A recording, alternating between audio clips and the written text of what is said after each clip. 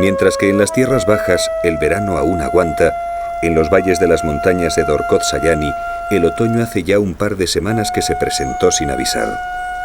Los colores del bosque están cambiando y poco a poco van ocupando todas las tonalidades de rojo, ocre y amarillo.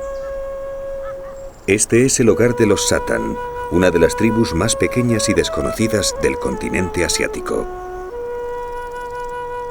Para estos nómadas de las montañas, el pilar esencial de su subsistencia es el reno, que no llega a cubrir ni mucho menos sus necesidades básicas. Sus condiciones de vida son tan duras que les han llevado a ser los nómadas más pobres de Mongolia, y solo disponen de poco más que su propio ingenio para sobrevivir.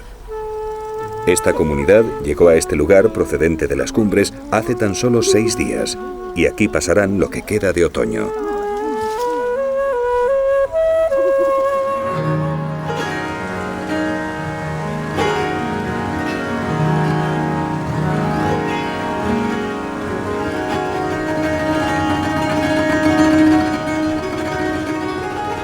Aunque solo estemos a finales de agosto, las primeras nieves del invierno no tardan en aparecer y un manto blanco va cubriendo el bosque.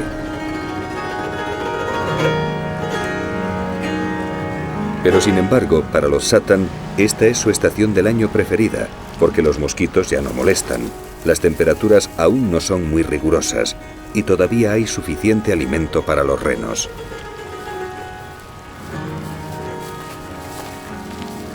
El día comienza con el ordeño de los animales. En esta época, los renos son ordeñados 2 veces al día y de su leche fabrican mantequilla, un queso llamado aarul, crema y yogur. Su alimentación se complementa con carne ahumada y frutillas silvestres. La vida de los Satan nunca ha sido fácil, pero desde la llegada del comunismo, parte de su cultura, tradiciones y vida cotidiana han sido destruidas. Los rebaños de renos que les habían pertenecido desde tiempos inmemoriales pasaron a ser propiedad del Estado. Algunos Satan prefirieron matarlos con sus propias manos antes que verles desaparecer. Todos dependían de un comisario mongol que desconocía por completo sus costumbres y tradiciones, obligándoles a cumplir unas reglas muy estrictas, inaplicables a un pueblo nómada. Una vez que han sido ordeñados, los renos son soltados, permaneciendo el resto del día pastando en las montañas.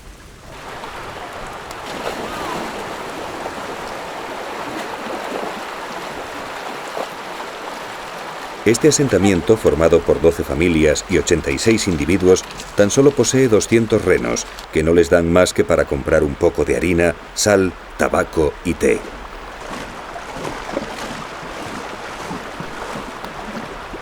Algo que llama la atención es que casi todos los renos tienen las cuernas cortadas. Para buscar algún ingreso extra, los Satan se las venden a los chinos por unas 700 pesetas el kilo, quienes a su vez las convierten en polvo para utilizarlo como afrodisíaco.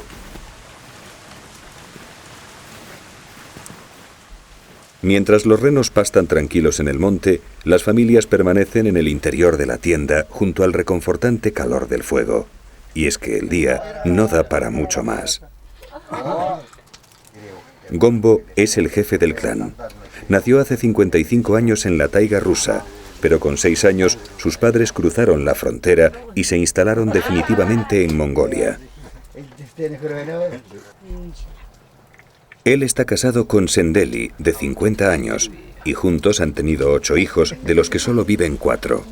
Su hija mayor acaba de tener un bebé con un Darhat, algo inusual entre los Satan, pero con los tiempos que corren, ya cualquier cosa vale con tal de salir de la pobreza. Hasta hace unos cuantos años, los jóvenes solo se casaban con mujeres de otros clanes, pero siempre de su misma etnia. Pero como ya no quedan más de 200, los Satan han comenzado a sufrir problemas de consanguinidad, produciendo malformaciones y enfermedades. El gobierno mongol les acusa de practicar la endogamia, con uniones entre primos, hermanos e incluso entre padres e hijos. Afuera, la nevada sigue arreciando y el frío es intenso. Los más jóvenes cortan leña. Hay que mantener vivo el fuego.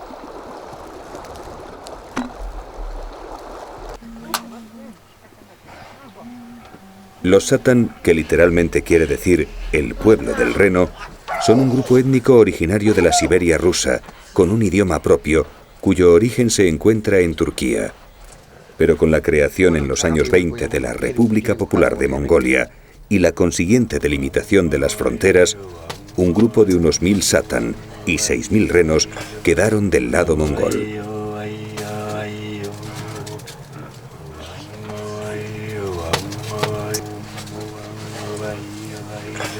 Entre charlas, tazas de té y mimos al fuego, otro día va llegando a su fin.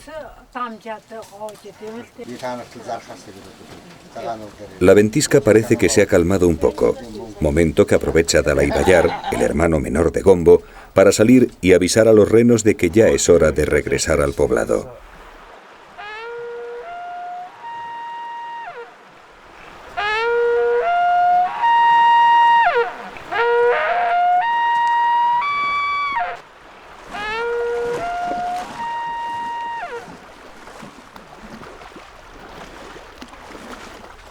Con la caída del sol, la taiga pasará a ser dominio de los lobos, quienes sistemáticamente atacan a los rebaños.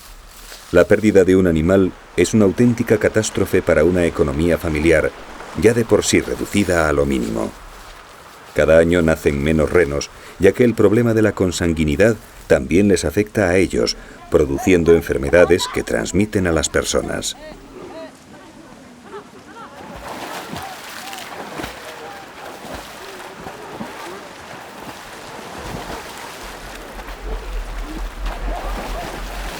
La llegada del rebaño devuelve de nuevo la actividad al campamento.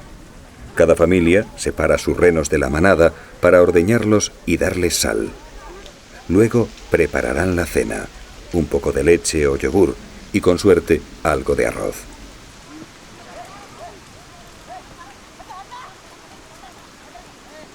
Mañana vuelta a empezar, y si el tiempo lo permite, los hombres saldrán de caza mientras que las mujeres y los niños se adentrarán en el bosque para recolectar bayas y frutas silvestres.